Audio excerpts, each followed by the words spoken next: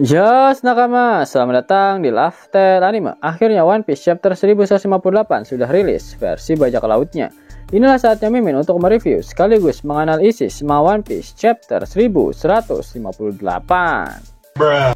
Eits, jangan lupa tinggalkan jejak jempol kaki kalian dengan like video ini ya. Plus, bantu sundul video ini dengan klik hype-nya ya kan. Caranya geser ke kanan kolom komentar kalian dan pencet hype-nya. Gas! Lalu tuliskan di kolom komentar dari kota manakah kalian menonton video ini. Kali aja ketemu jodohnya kan di sini.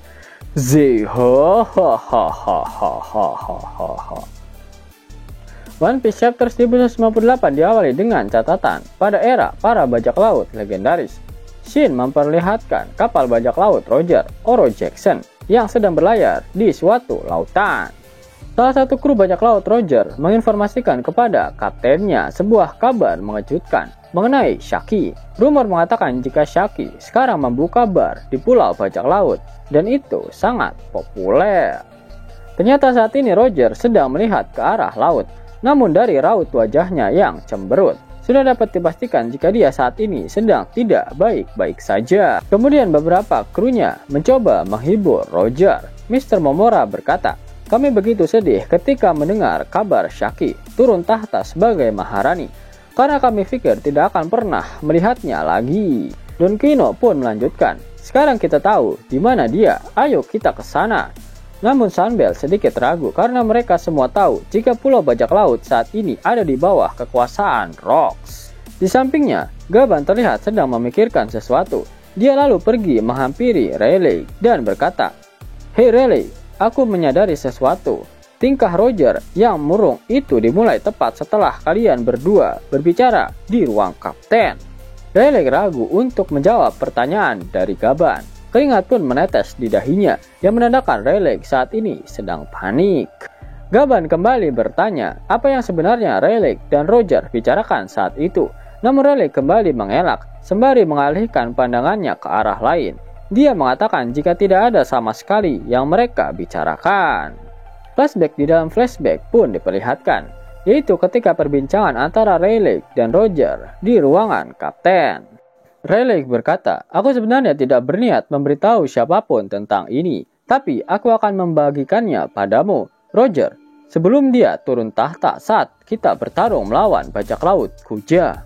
Roger pun tiba-tiba berteriak dengan mengatakan ketika pertarungan terakhir mereka, Sakuyaku terlihat seperti sedang menderita karena semacam penyakit. Dan saat Roger mendengar kabar itu belakangan, dia jadi khawatir tentang kesehatannya. Dan yang membuat Roger sangat kesal adalah ternyata Rayleigh menerima sesuatu dari Shaki ketika pertarungan melawan bajak laut Kuja saat itu. Rayleigh terlihat gugup. Dia sebenarnya tidak sanggup untuk mengungkapkannya. Ternyata Rayleigh mendapatkan pesan dari Shaki yang dituliskan di secarik kertas. Isi dari surat tersebut yaitu Shaki meminta Rayleigh untuk datang dan menemui Shaki secara langsung. Roger mengartikan surat itu sebagai surat cinta. Kemudian Roger yang masih kesal kembali bertanya kepada Ray, "Kau sama sekali tidak tertarik dengan hal ini ya?" Rayleigh pun menjawab, "Tidak, aku akan berbohong kalau aku bilang sama sekali tidak tertarik, tapi aku tidak ingin terikat." "Ya, aku justru mau," teriak Roger. Yaps, jadi wajah murung Roger barusan dikarenakan dia kena tikung wakil kaptennya sendiri perihal cinta dari Shaki. Bahkan dia sampai memarahi Rayleigh, dan hal itu membuat Rayleigh tak mau membahas masalah tersebut ketika ditanya oleh Gaban. Bang Roger, kurang-kurangin bang." Kilas balik berakhir, Roger masih menatap ke arah laut. Suasana hening tiba-tiba pecah ketika Roger mengatakan kepada seluruh krunya jika dia tidak akan menyerah. Ganryu terkejut karena kaptennya itu tiba-tiba langsung kembali ceria. Di sisi lain, Rayleigh tersenyum lebar melihat Roger yang kembali bersemangat. Dengan penuh keyakinan, Roger lalu berteriak, "Merampas adalah jati diri seorang bajak laut. Kalau kau menginginkan sesuatu, kau harus merebutnya. Benar begitu kawan-kawan?" Semua kru tertawa dan bersorak. Cebegalan menebak jika Roger pasti sedang membicarakan tentang Shaki. Roger membenarkannya, namun dia heran kenapa dari semua tempat yang ada, Shaki malah memilih pulau milik Rocks. Bajak laut Roger pun bersorak, semua orang punya kesempatan yang sama, ayo kita rebut dia. Roger yang sudah kembali ceria meminta Max Marx untuk memberinya makanan karena dia sangat lapar. Ternyata Marx sudah membuatkan makanan dan dia mempersilahkan Roger untuk makan sepuasnya. Oke, dalam SBS volume ke-112, Oda sudah memberikan informasi mengenai peran dari kru inti di bajak laut Roger. Dan ternyata tidak ada peran Koki dalam daftar tersebut. Pada chapter kali ini akhirnya terungkap jika Koki di kapal bajak laut Roger adalah Max. Dan kemudian memperlihatkan beberapa waktu setelahnya, tepatnya 40 tahun yang lalu di Merijoa, para Gorosei mengatakan pada Garling jika dia terlalu terburu-buru karena turnamen sebelumnya baru saja selesai. Garling diperlihatkan sedang menghadap para Gorosei. Dia terlihat muda di sini. Penampilannya sama dengan saat insiden God Valley. Box perkenalan karakter pun diperlihatkan. Kesatria suci, keluarga Vigarland, Saint Garling, calon 5 tetua di masa depan. Sementara itu, wajah 5 tetua tidak diperlihatkan sehingga tidak bisa dipastikan seperti apa rupa mereka pada periode ini. Kita juga hanya bisa melihat punggung Nusjuro, Jupiter, Merkuri, dan Mars. Saturn tidak terlihat di halaman ini. Garling mulai menjelaskan semuanya ketika dia sedang mengurus urusan lain. Dia sempat berlabuh sebentar di pulau tersebut. Pulau yang berisikan negara yang tidak berafiliasi dengan pemerintah dunia. Penduduk di sana hidup dengan budaya unik mereka sendiri. Garling sempat mencoba membujuk mereka untuk bergabung dengan pemerintah dunia, namun ditolak. Ternyata pulau itu memiliki sumber daya yang melimpah dan sangat menguntungkan bagi pemerintah dunia. Selain itu, Garling juga menemukan sesuatu yang luar biasa, sebuah penemuan yang sama sekali tidak terduga. Garling yakin bahkan Yang Maha Agung pun akan senang mendengarnya untuk turnamen berikutnya 2 tahun mendatang. Dia sangat merekomendasikan God Valley. Ternyata Garling sedang membicarakan tentang Pulau God Valley. Benar-benar menjadi setup yang sangat menarik untuk insiden besar yang terjadi di God Valley. Apa yang sebenarnya ada di God Valley sehingga hal itu bisa menyenangkan seorang Im Somo? Apakah di Pulau God Valley terdapat mineral yang merupakan bahan utama untuk membuat Mother Flame? Ingat, jika cara kerja Mother Flame mirip seperti reaksi nuklir, dan dalam dunia nyata, bahan baku nuklir memang berasal dari mineral alam. Bahkan dalam kitab Harley, di dunia pertama, dikatakan jika di dalam bumi terdapat api. Dan mungkin inilah alasan kenapa Gorosei Saturn berada di God Valley. Sebagai Menteri Ilmu Pengetahuan dan Pertahanan, dia datang untuk mengecek apakah yang dikatakan oleh Garling valid atau tidak. Shin kemudian berpindah ke pulau bajak laut, tepatnya di depan Shaki's Rip of Bar. Terlihat antrian yang sangat panjang mengular di depan bar milik Shaki. Ada beberapa bajak laut yang ingin menyerobot, tapi mereka dimarahi karena sesama penjahat. Mereka harus mengantri. Terdengar teriakan dari dalam bar. Salah satu bajak laut terkejut ketika mengetahui harga bir di sana sangat mahal dan dia tidak punya cukup uang untuk membayarnya. Salah satu orang di sana meminta bajak laut itu untuk pergi ke area belakang. Dia harus bekerja tanpa dibayar selama 2 tahun sebagai gantinya. Dan hasil bajak laut itu pun berteriak kaget ketika mendengarnya. Di dalam bar terlihat seluruh bajak laut di sana tergila-gila oleh Shaki. Mata mereka berubah menjadi hati. Dan ada satu bajak laut yang sedang menggoda Shaki sembari berkata jika dia datang jauh-jauh dari North Blue. Karena mendengar di tempat ini dia bisa minum whisky terbaik. Selain itu dia mendengar kabar jika sup buatan Shaki sangatlah enak dan number one. Sambil menuangkan whisky ke dalam gelas, Shaki berkata jika para bajak laut ini memang pintar merayu. Dia tetap senang, namun dirinya tak akan sudi memasak apapun untuk bajak laut burik seperti mereka. Mendengar jawaban Shaki, para bajak laut itu malah semakin kelepek-kelepek padanya. Sang koki bar tiba-tiba muncul dan mengatakan jika sup kacang spesialnya sudah matang. Namun dia juga mengatakan pada Shaki jika stok whisky mereka sudah habis. Shaki lalu memerintahkan pada kokinya untuk mengganti whisky dengan rum murahan saja. Namun Shaki tetap mengatakan pada para bajak laut itu jika minuman yang dia hidangkan adalah whisky premium dengan kualitas tinggi. Para bajak laut itu malah bersorak dengan mengatakan jika pelayanan di bar ini memanglah yang terbaik. Benar-benar cocok dengan nama barnya, Shakey's Rip-Off Bar. Benar-benar bar tukang tipu. Shakey kemudian menghampiri Rox dan berkata, "Ada apa, Rox? Wajahmu terlihat puas sekali, tapi perasaanmu jelas bukan ditujukan padaku. Aku jadi sedih." Rox kebingungan mendengar perkataan Shakey, namun Lilin tertawa dan mengatakan jika intuisi seorang wanita memang menyeramkan. Rox kesal dan meminta mereka semua untuk menutup mulut karena semua itu adalah masalah rahasia miliknya. Di sisi lain, Newgate bingung dan tak mengerti dengan apa yang dimaksud oleh Rox. Stacy meneriaki Newgate karena dia pun tidak peka dengan kondisi Rox saat ini. Stacy pun berbicara dalam hati. Dia jelas-jelas menunjukkan wajah seseorang yang benar-benar bahagia, dapat wanita, dan di atas itu punya anak. Yap, benar, dalam timeline ini, Marshall D. Teach, yang merupakan anak dari Rox di Sebek, memang sudah lahir. Kenapa Rox menyembunyikan semua itu? Masih ingat dengan pernyataan dari Dragon?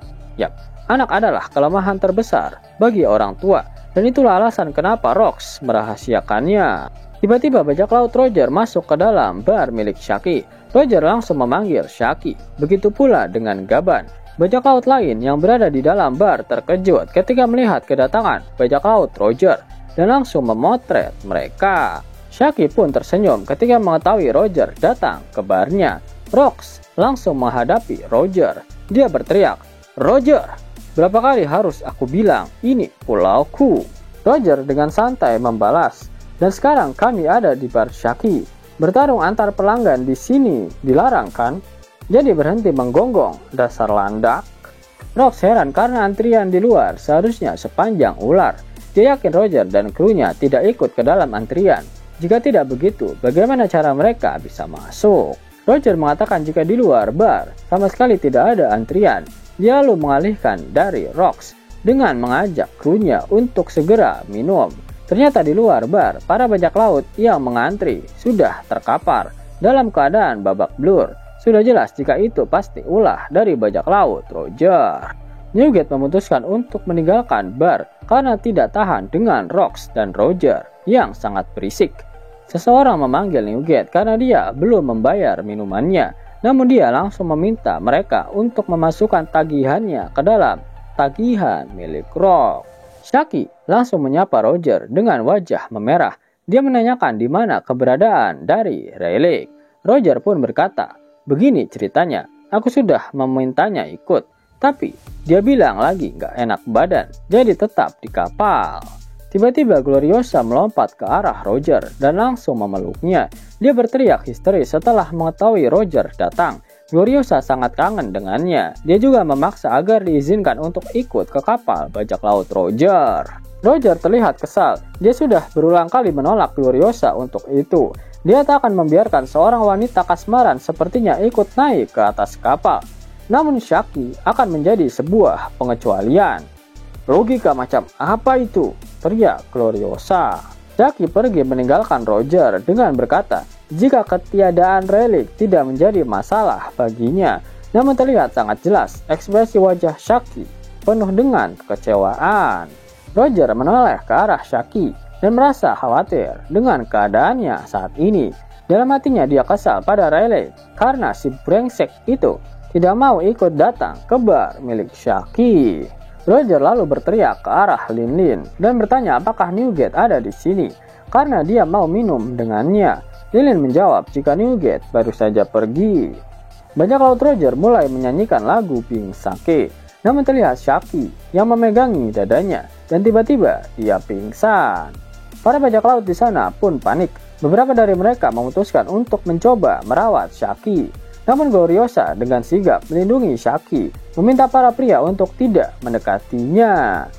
Narator lalu berkata, menurut aturan yang ditetapkan oleh Sakuyaku, selama barnya menjadi tujuan utama, perkelahian di pulau itu dilarang. Karena itulah, bahkan saat bajak laut terkenal bertemu, hal itu tidak pernah berkembang menjadi bentrokan.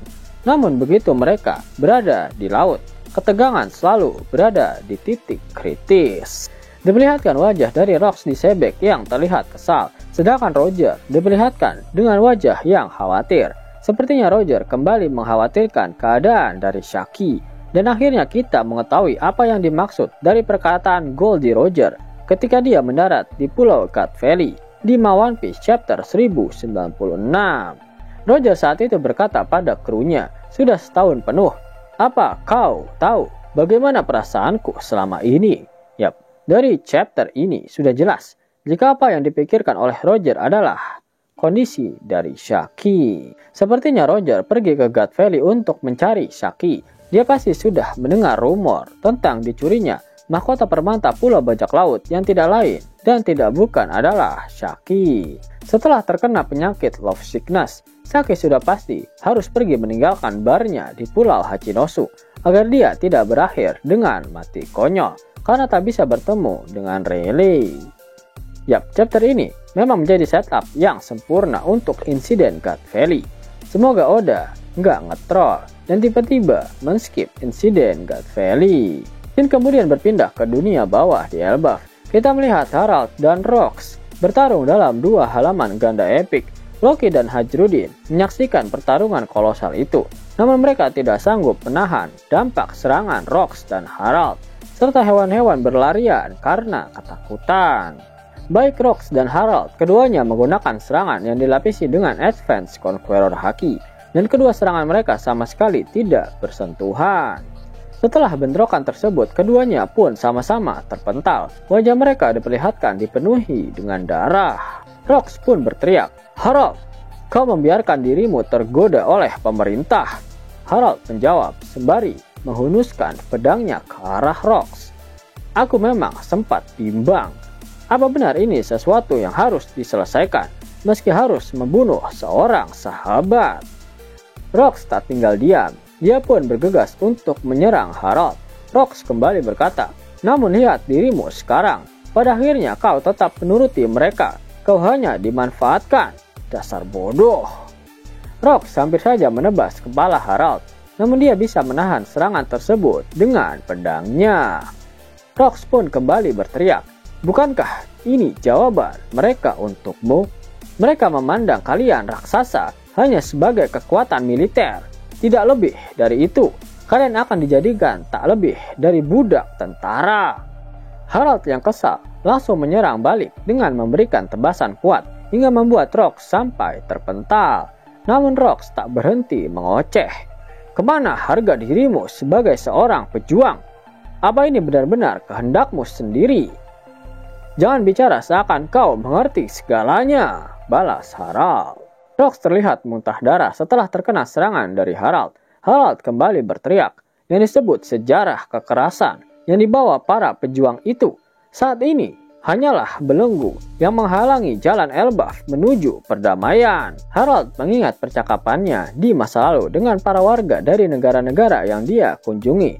Para penduduk itu berkata, "Aku pikir kau orang yang baik, Harald, tapi dulu tanah ini pernah dijarah oleh para raksasa. Ketakutan itu tidak bisa dengan mudah dihapus."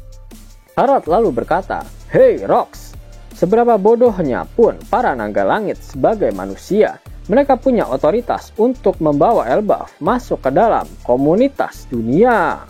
Rox memegangi kepalanya yang terluka sembari berkata, "Hentikan ini, dasar pengecut tak punya nyali." Rox lalu menghantam Harald dengan sebuah serangan hingga dia terpental. Pertarungan antara Rox dan Harald pun berhenti. Rox berteriak ke arah Harald, "Semua negosiasi batal. Aku tidak akan mengajakmu lagi untuk bergabung denganku." Harald pun menjawab, "Aku adalah seorang raja. Aku tidak bisa mempertaruhkan nyawa rakyatku untuk ikut dalam pertempuran kalah yang dipimpin oleh bajingan sepertimu." Keduanya pun berteriak dan dilanjutkan dengan perkataan dari narator. Tidak ada kesimpulan yang tercapai. Persahabatan aneh mereka berakhir dan untuk sementara waktu keduanya tidak akan saling berjumpa lagi. Tidak sampai hari terjadinya insiden itu. Rox meninggalkan Elbaf dengan wajah penuh kekecewaan, sedangkan Harald memperlihatkan wajah yang kesal. Dia sepertinya sangat bimbang dengan pilihan sulit ini. Menarik. Apakah Harald juga pergi ke God Valley karena perintah dari pemerintah dunia dengan satu tujuan, yaitu menghabisi Rox di Sebek? Sejak saat itu, Loki menunggu kembalinya Rox di pantai Elbaf sambil membaca berita tentangnya di koran. Ida berkali-kali mengatakan bahwa Rox tidak akan kembali. Ida kemudian menawarkannya sebuah jus. Akhirnya terlihat Loki mulai membuka hatinya kepada Ida dengan menerima tawaran jus dari Ida. Halaman terakhir bab ini terjadi 39 tahun lalu di God Valley, West Blue. Kita melihat seorang wanita berambut merah hanya terlihat dari belakang, berjalan dengan kereta bayi berisi bayi kembar. Para penduduk desa memuji betapa lucunya bayi-bayi itu, dan mereka juga memperhatikan bahwa bayi-bayi itu mewarisi rambut merah dari sang ibu. Penduduk desa berkata, mereka akan berdoa agar bayi-bayi itu tumbuh cerdas seperti ibu mereka. Mereka juga menawarkan bantuan untuk merawat bayi-bayi itu. Karena sang ayah tidak ada, wanita itu sangat berterima kasih. Salah satu penduduk bertanya pada wanita itu tentang nama bayi-bayinya. Bab ini berakhir dengan panel yang memperlihatkan bayi kembar itu, sementara ibunya menyebutkan nama mereka. Wanita berambut merah itu berkata, mereka adalah Shanks dan Shamrock. Oke, ternyata apa yang dikatakan Shanks kepada Shirohige memang benar. Ketika dia memberikan sake kepadanya, Shanks berkata jika sake itu berasal dari kampung halamannya yang berada di West Blue. Shanks dan Shamrock tidak lahir di Merijoa, mereka bukan pure blood. Meskipun begitu jelas, Shanks dan Shamrock adalah anak dari Vigarland Garling, karena terdapat marga Vigarland di depan nama Shamrock. Jadi sudah jelas ya, jika misi yang dijalankan oleh Garling di God Valley adalah misi untuk bercocok tanam dengan wanita berambut merah itu. Bangsat memang kelakuan para Tenryubitot ini. Sebentar lagi era dari Rox di Sebek akan berakhir, dan coba kalian jawab pertanyaan ini. Selama kilas balik dari Rox di Sebek diperlihatkan, menurut kalian apakah Rox ini adalah orang baik atau jahat?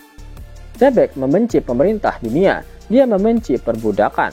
Sebek mengambil alih pulau bajak laut, namun dia tidak memperbudak para bajak laut di sana. Dia malah membangun surga bagi mereka, orang-orang yang tersingkirkan dari dunia ini. Bahkan Sebek pernah berkata sebelum dia mengambil alih pulau Hachinosu, dia akan mengalahkan semua kriminal yang ada di sana. Kemudian dia akan menghubungi pemerintah dunia dan akan menukar para penjahat dan pulau itu dengan emas. Namun ketika pemerintah dunia memberikan emas itu pada Rox, dia tak akan menyerahkan para kriminal itu, dan malah akan membagikan semua emas itu secara merata kepada para penjahat itu. Membagongkan, bukan? Rox menjadi penjahat paling berbahaya saat itu. Namun di setiap kematian dari orang-orang dengan Margadi, disitulah ada tekad yang diwariskan selama mimpi mereka belum benar-benar tercapai. Setelah berakhirnya era dari Rox di Sebek, Dragon menjadi kriminal paling berbahaya di seluruh dunia karena tujuannya sama dengan Rox, yaitu untuk menggulingkan pemerintah dunia. Dragon tumbuh di era kejayaan dari Rox. Pasti dia membaca semua berita di koran mengenai sepak terjang dari bajak laut Rox, di mana pada akhirnya Dragon keluar dari angkatan laut dan membentuk pasukan revolusioner. Bahkan Dragon tak mempermasalahkan jika anaknya sendiri, yaitu Luffy, menjadi bajak laut, karena Dragon tahu jika yang paling buruk di dunia ini adalah pemerintah dunia dan juga antek-anteknya. Sebagai kriminal paling berbahaya, baik Rox dan Dragon sama-sama menyembunyikan informasi mengenai keluarganya. Dragon mengatakan jika anak adalah kelemahan terbesar bagi orang tua. Rox mengatakan jika informasi mengenai istri dan anaknya adalah top secret. Apakah jangan-jangan kekalahan Rox di God Valley ada hubungannya dengan keselamatan dari Teach? Ingat jika terdapat indikasi adanya pengkhianat di bajak laut Rox. Jika informasi mengenai istri dan anak Rox sampai bocor, itu akan menjadi bahaya besar. Karena pada akhirnya Teach ditemukan dalam keadaan menjadi seorang anak gelandangan. Apakah Dragon benar-benar terinspirasi dari Rox di Sebek perihal tujuannya untuk menggulingkan pemerintah dunia? Yap, silahkan baku hantam di kolom komentar. Kalian bisa dapetin cuan setiap 2 menit dengan aplikasi X World. Abangku. aplikasi Xword lagi bagi-bagi THR nih. Redeem dengan menggunakan gift code ini dan dapatkan total 30 USD. Buruan download aplikasi Xword. Link dan gift code ada di kolom deskripsi ya abangku. Mau dapat uang hingga 50.000 gratis dan bisa langsung ditarik? Buka tabungan di aplikasi Neobank sekarang juga. Karena di aplikasi ini kalian bisa dapatkan banyak uang tunai gratis. Serta banyak sekali diskon-diskon menarik yang bisa kalian dapatkan. Gaskan! Link ada di kolom deskripsi ya nakama. Dan namun sebelum Mimin masuk ke dalam pembahasannya, Lifestyle Anime yang berkolaborasi dengan Misfit Society kembali mengeluarkan kaos terbaru nih, yaitu desain Zoro dalam mode Asura loh. Keren banget pokoknya. Gak percaya? Silahkan dicek short videonya.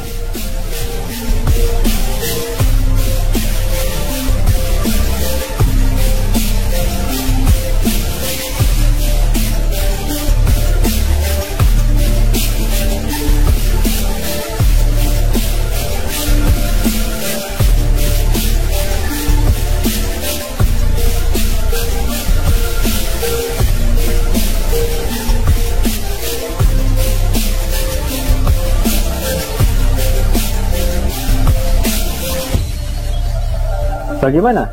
Keren kan? Bagi kalian nakama Opler, terutama para fan gaynya Babang Marimo, kudu wajib harus punya baju ini. Gaskan! Link pemesanan ada di kolom deskripsi. Jos nakama, itulah hal menarik yang terjadi pada One Piece terbaru. Jika kalian menyukai video ini, jangan lupa klik like, share, dan subscribe channel ini ya, agar nakama semua tak ketinggalan info menarik seputar One Piece. Arigato!